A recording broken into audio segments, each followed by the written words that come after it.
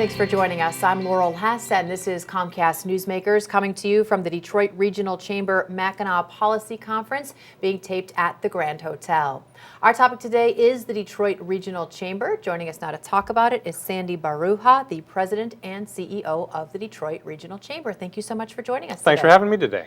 Lots of awesome, exciting, innovative things being discussed certainly this week on the island that hopefully we will see put into policy over the coming months and the coming year. Every year there's sort of a different focus, different theme. What's the big push theme focus for this year's conference? Well, over the last couple of years, we've changed the conference pretty significantly, and I think this is the second year of the big change. And so this year's themes are innovation, collaboration, and Michigan in the 21st century global marketplace. So all of the sessions that are taking place at the conference are all focused on one of those three themes. And when it comes to innovation, what is Michigan doing right, in your opinion, and where do we need to be headed? Well, Michigan actually is a tremendous innovative state, and we get that from our engineering expertise. We are #1 in the planet in terms of per capita people for engineers. We're also number 7 or 8 in the world for PhDs, and people don't think about that, but we have incredibly high levels of skills, and the auto industry and our engineering companies are really putting out patents so much to the point that Detroit is getting the first non-Washington, D.C. based U.S. Patent and Trademark Office.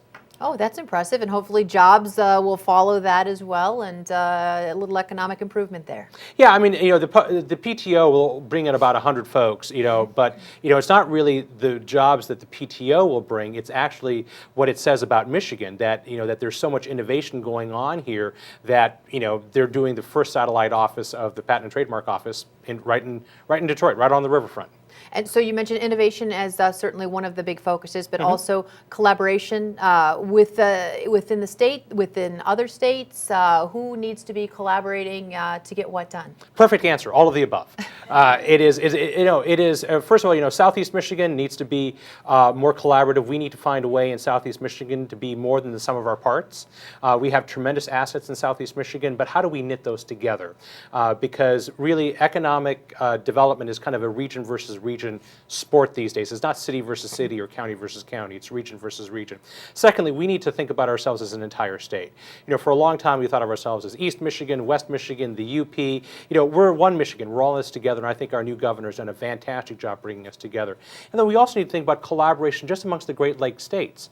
I mean, the issues in Indiana and Ohio and Michigan and other similar states are very similar. We have some of the same infrastructure issues. We have some of the training and talent issues. We have some of the same water quality issues with the Great Lakes. There's a lot of things we can collaborate on there as well. So when we're talking about the third focus that you brought up, which was the 21st century marketplace, it sounds like we're perhaps even expanding beyond the Midwest and talking about how do we collaborate with our partners around the world. Yeah, well, that's why we're bringing in people like Fareed Zakaria and Tom Friedman, and we've got corporate leaders like Roger Penske and Bill Ford, and they're all going to be hitting on some of the similar themes, which is that the global marketplace is out there. 80% of the middle-class buyers on the planet are going to be located outside the United States. So think about what that means in terms of selling Michigan goods, Michigan products. So we need to think of the worldwide marketplace as an opportunity, not as a threat.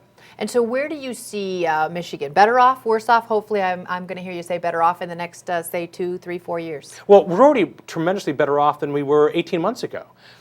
Michigan has gone from essentially dead last in terms of its business and tax friendliness to mid-pack. Now, mid-pack is good, but it's not good enough for the governor, not good enough for organizations like ours, but we're hoping to improve on that. So I think as time goes on, you're going to see us go from mid-pack to even higher. Okay, well, let's hope so. I know rumors are Michigan's becoming certainly a more business-friendly state, and I can confirm those rumors for you. Okay, excellent. And organizations like yours helping to move that along the way even further. Thank you so much for joining us today. Thanks for having me. Today's Comcast Newsmaker was Sandy Baruah, the President and CEO of the Detroit Regional Chamber.